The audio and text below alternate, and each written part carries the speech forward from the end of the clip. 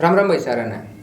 मैं Sunil Kumar, ex assistant sub inspector in CSF, आपका job mania पे स्वागत करता हूँ। इस चैनल को चलाने का मेरा मेन मकसद जो है वो है कि हमारे जो नए युवा हैं जो आजकल सरकारी नौकरी के पीछे बिल्कुल तत्पर हैं कि हमें सरकारी नौकरी मिल जाए, तो उनको बस इस चीज़ के लिए गाइड करना चाहता हूँ कि वो उनको पता लगे कि भाई वो जिस भी जॉब के लिए तैयारी कर रहे हैं वो जॉब कैसी है, क्या वो उनके जो पॉइंट ऑफ व्यू से मैच कर रही है नहीं कर रही है। तो मेरा जो मेन टारगेट है वो यही है कि सबको ये पता लगे कि भाई किसी जॉब में कोई बंदा क्या काम करता है, किस तरीके से रेस्ट होगा, क्या काम करना होगा, कहाँ उसको जाके क्या कुछ करना होगा। तो आज हमारे बीच जो मेहमान आए हुए हैं वो संदीप कुमार, मेरा खास दोस्त है। इन्होंने खुद 7-8 एग्ज़ाम क्रैक किए हैं और 3 की तो फाइनल कट ऑफ क्लियर की है, कुछ के इंटरव्यू फेस किए हैं। और पहले हम इनसे पूछेंगे कि क्या राज है कि मतलब कैसे कोई एक बहुत सारे हमारे एस्पिरेंट ऐसे हैं जिनकी एक भी जॉब क्रैक नहीं होती, एक भी एग्ज़ाम क्रैक नहीं होता। इन्होंने 7-8 एग्ज़ाम कैसे क्रैक किए और जानेंगे हम संदीप कुमार से कि कैसे ये हम अचीव कर सकते हैं कि 7-8 एग्ज़ाम क्रैक कर लें। तो संदीप, स्वागत है आपका हमारे यूट्यूब चैनल जॉब मीनिया पे। तो आप थोड़ा सा बताएं दर्शकों को कि कैसे हम बहुत सारे एग्ज़ाम क्रैक कर सकते हैं, क्या स्ट्रेटजी होगी, थोड़ा बहुत गाइड करें बच्चों को।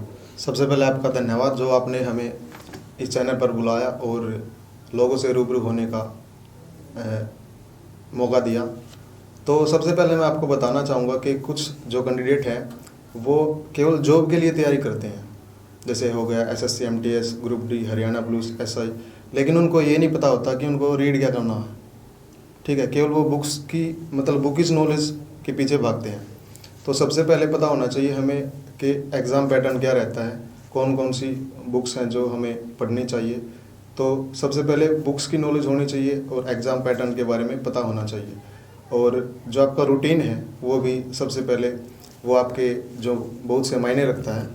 ठीक है, तो रूटीन आपका अच्छा होना चाहिए, टाइम टेबल अच्छा होना चाहिए। ये नहीं कि हम जिस टाइम पे पढ़ रहे हैं उस टाइम पे कुछ और कार्य करने लग जाए। ठीक है, तो यही चीज़ें मैटर करती है किसी सिलेक्शन के लिए। मैं आपसे रिक्वेस्ट करूँगा कि आप दर्शकों से ये बताएं कि आपने कितने एग्ज़ाम क्रैक किए हैं, कब कब किए हैं और कहाँ तक आप उन एग्ज़ामों में पहुँचे हैं, इंटरव्यू फेस किया है, क्या किया है, थोड़ा सा एक्सप्लेन कीजिए दर्शकों को। वैसे मैं बताना नहीं चाहता था कि मैंने कितने एग्ज़ाम क्रैक किए हैं, क्योंकि खुद की प्रशंसा करना थोड़ा अच्छा सा नहीं लगता, लेकिन अगर आपने अभी पूछ लिया तो बताना पड़ेगा। तो इससे पहले मैंने 2013 में सब इंस्पेक्टर का इंटरव्यू फेस किया है इरिगेशन डिपार्टमेंट में। उसके बाद हरियाणा क्लर्क इंटरव्यू फेस किया। उसके बाद एमटीएस, हरियाणा क्लर्क में मेरा जो इंटरव्यू हुआ था उसके बाद फाइनल सिलेक्शन में मैं रह गया था। एमटीएस हुआ है, उसके बाद केयू के क्लरिकल की फाइनल लिस्ट में मैं रह गया था। हेड कांस्टेबल मिनिस्ट्रियल का मैंने एग्ज़ाम क्रैक किया और जब टाइपिंग की बारी आई तो उस टाइम पे मैं ज़्यादा और कॉन्फिडेंस हो गया था कि मेरी टाइपिंग अच्छी है। 50+ टाइपिंग थी, लेकिन जो स्पीड थी वो 50+ थी पर मिनट, लेकिन और कॉन्फिडेंस की वजह से ही मैं वहाँ पर रह गया। मैंने सोचा कि मैं टाइप कर दूंगा इतने टाइम में, लेकिन जब वहाँ पर गया तो उस टाइम पे मैं उस चीज़ को फेस नहीं कर पाया, तो फाइनल सिलेक्शन में रह गया था। उसके बाद सेंट्रल ऑर्डिनेंस डिपो दिल्ली में, दिल्ली कैंट, वहाँ पर क्लरिकल की पोस्ट थी, उसमें मैं फाइनल सिलेक्शन हो चुका था मेरा, लेकिन मैं हरियाणा पुलिस में उस टाइम पे सर्विस कर रहा था तो मेरे को वहाँ पर जाना अच्छा नहीं लगा, तो हरियाणा पुलिस में मैंने कंटिन्यू सर्विस रखी। उसके बाद अब मैं हरियाणा पुलिस की छोड़कर ग्रुप डी में, आपको अचंभा सा लगेगा कि कोई बंदा ग्रुप सी को छोड़कर ग्रुप डी में आया है, तो कोई ना कोई तो रीज़न रहता है। तो हरियाणा पुलिस की कांस्टेबल की जॉब छोड़ के अभी मैं ग्रुप डी में एज पीएन सेकेंडरी एजुकेशन में कार्य कर रहा हूँ। तो मैं आपसे पूछना चाहूँगा इस बारे में कि बहुत आदमियों को ये लगता है कि भाई कोई किसी जॉब को छोड़ के कोई उससे नीचे ग्रेड की जॉब क्यों सिलेक्ट करेगा। तो आप इस बारे में थोड़ा सा क्लियर करें कि आपने हरियाणा पुलिस की जॉब छोड़ के ग्रुप डी की ही जॉब क्यों सिलेक्ट करी और क्या आपके मोटिव थे, आपके क्यों इस बार ये चीज़ आपने क्यों की, थोड़ा सा एक्सप्लेन कीजिए थोड़ा सा इस चीज़ को।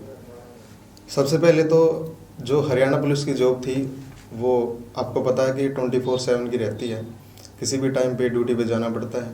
ठीक है, हालांकि ये चीज़ें आप नेगेटिव मत लेके चले कि 24/7 की जॉब है हम भी नहीं करेंगे, तो सबकी अपनी अपनी चॉइस होती है कि किसको किस जॉब में मज़ा आता है। हो सकता है कि जो जॉब छोड़ गया है, अगर मेरी बात करूँ मैं, तो मेरे कुछ और ड्रीम्स है तो वो मैं पूरा करना चाहता हूँ, और हरियाणा पुलिस में थोड़ा सा मेरे को टाइम मैनेजमेंट में नहीं कर पाया था, तो इसलिए मैंने हरियाणा पुलिस की जॉब छोड़ के ग्रुप डी ज्वाइन करी। ठीक है। तो संदीप, मैं आपसे ये पूछना चाहूँगा कि जब आपने कब ज्वाइन किया, कैसे आपकी ट्रेनिंग रही, कहाँ आपको डिस्ट्रिक्ट अलॉट हुई और क्या आपको जॉब करनी पड़ी, और कैसे हरियाणा की जॉब का थोड़ा सा डिटेल दीजिए कि जॉब में क्या करना पड़ता है, किसी को भी थोड़ा सा एक्सप्लेन कीजिए प्लीज़। जो मेरी ज्वाइनिंग हुई ही एज ए कांस्टेबल 2019 में हुई थी करनाल मधुबन पुलिस एकेडमी में। ठीक है। तो उसके बाद मेरे को पंचकुला ट्रांसफ़र कर दिया गया 1.5 महीने के लिए, तो वहाँ पर कुछ ट्रेनिंग मेरी हुई।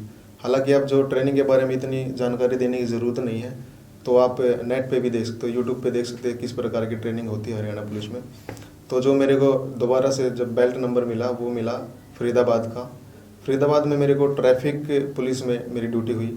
और अगर मैं बात करूं कि कांस्टेबल की कहाँ कहाँ पर ड्यूटी आ सकती है, तो आप सीआईए के अंदर ड्यूटी कर सकते हैं, ट्रैफिक के अंदर ड्यूटी कर सकते हैं, आप एकेडमी के अंदर टीचिंग कर सकते हैं, या फिर जो नए कैंडिडेट आते हैं उनको ट्रेनिंग दे सकते हैं। ठीक है।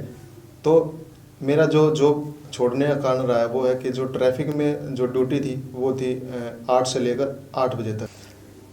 उसके बाद लाइन में हमें खाना मिलता था। हालांकि ज़रूरी नहीं कि आप लाइन में ही खाना खाएं, बाहर भी खाना खा सकते हैं, लेकिन इतना टाइम का मैनेजमेंट नहीं कर पाते थे, क्योंकि जब कोई बंदा 8 से 8 बजे तक की ड्यूटी करेगा तो इतना मैनेज नहीं कर पाएगा कि वो बाहर जाके खाना खाए।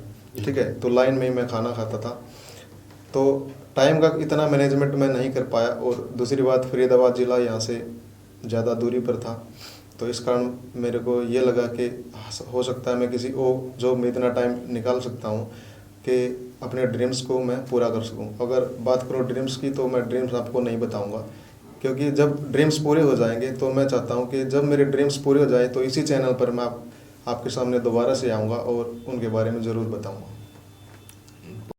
हाँ, तो संदीप आप ये बताएं कि आपने हरियाणा पुलिस की जॉब छोड़ के अभी ग्रुप डी ज्वाइन की, तो ग्रुप डी के बारे में थोड़ा सा एक्सप्लेन कीजिए कि ये जॉब कैसी है और आपको कैसे बेटर लगी उस जॉब से, और आपके क्या एम्बिशन थे इसको छोड़ने के लिए।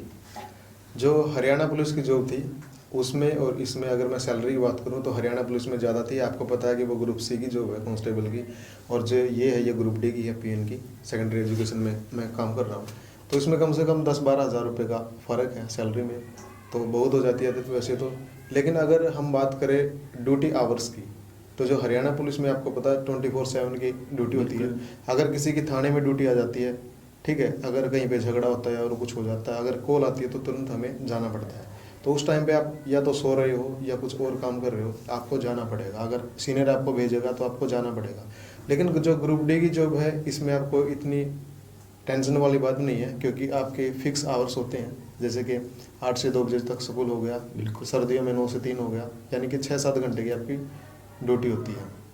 तो अगर आप अलग कुछ करना चाहते हैं, अगर टाइम की बात करें तो टाइम मैनेजमेंट ग्रुप डी में आप ज़्यादा कर सकते हो। अगर मैं अपने हिसाब से बताऊं तो मेरे को तो यही लगता है कि ग्रुप डी में आप टाइम ज़्यादा निकाल सकते हैं। कुछ और काम में आपको अगर टाइम लगाना है, कुछ और आप अपने लाइफ में करना चाहते हो। लेकिन कई बंदे ऐसे भी हैं जो कांस्टेबल में रहकर भी टाइम निकालते हैं, कुछ अलग करते हैं। बहुत सारे एग्जांपल्स आप देख सकते हो नेट पर भी, कि जो पुलिस में रहते रहते आईएएस जिन्होंने क्रैक किया, इंटरव्यू फेस किया और उसके बाद सिलेक्शन भी लिया। तो ज़रूरी नहीं कि हर बंदा कांस्टेबल की छोड़ के ग्रुप डी में जाए, तो अपनी अपनी चॉइस होती है। ठीक है। किसी के पास जैसे सेटिस्फैक्शन वाली भी बात हो जाती है, अगर कोई सेटिस्फाइड नहीं है उस जॉब से, ठीक है, इतना टाइम मैनेजमेंट नहीं कर पाता, तो इसलिए ग्रुप डी में आता है, अन्यथा वो नहीं आता। तो मैं तो अपने बारे में यही बताऊंगा, यही कहूँगा कि ग्रुप डी जो ज्वाइन करने का मेरा यही मोटिव रहा है कि मैं अपनी लाइफ में कुछ और करना चाहता हूँ, तो टाइम मैनेजमेंट मैं वहाँ पर नहीं कर पाया था। ओके, तो संदीप बहुत बहुत धन्यवाद आपका सभी दर्शकों को गाइड करने के लिए कि कौन सी जॉब अच्छी रहती है, किसी को जॉब कैसे प्रेफर करनी चाहिए, और गाइडलाइन देने के लिए कि कोई एग्ज़ाम हम कैसे क्रैक कर सकते हैं। आप सभी का भी धन्यवाद यहाँ तक वीडियो देखने के लिए। अगर आपको चैनल अच्छा लगे तो सब्सक्राइब कीजिए, शेयर कीजिए, बेल आइकन को जरूर दबाएं। धन्यवाद। और एक बात और मैं आपको कहना चाहूँगा, अगर किसी भी कैंडिडेट को अगर डाउट है कि इन्होंने इतने एग्ज़ाम क्लियर किए हैं जो मैंने बताए हैं, तो आपको अगर आपको सबूत चाहिए तो आप कमेंट कर सकते हो। मैं PDF भी डाल दूंगा। ठीक है। तो आप देख सकते हो कि कौन कौन से एग्ज़ाम क्रैक किए हैं और कौन कौन से का इंटरव्यू फेस किया है। ठीक है।